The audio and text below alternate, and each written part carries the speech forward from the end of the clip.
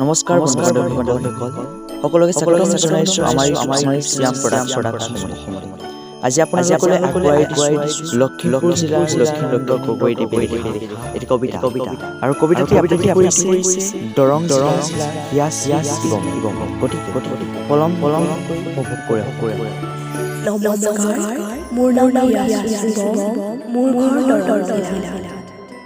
মই লখিমপুৰ জিলাৰ লক্ষীনন্দন গগৈদেৱে লিখা এটি কবিতা আবৃত্তি কৰিবলৈ লৈছোঁ। কবিতাৰ নাম কবিতাৰ কবিতা। কবিতাটি কবিৰ প্ৰেয়সী, মনৰ ভাৱ প্ৰকাশ কৰা আপোন সখী। কবিয়ে কবিতা জন্ম দিয়ে, কবিতা হ'লে কবি বজে।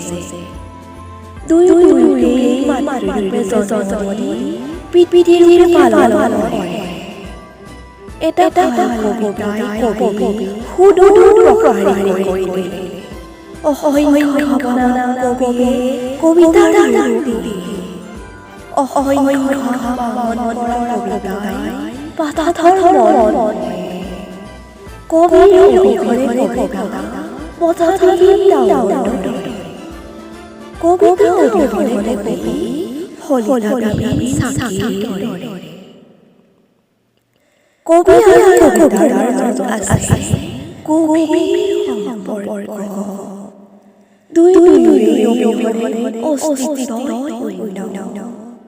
কবি মৰিলে কবিতাই গাব, কবিতা নহ'লে কবি কান্দিব। আজীৱন পৰস্পৰৰ আপোন হৈ ৰ'ব। ধন্যবাদ।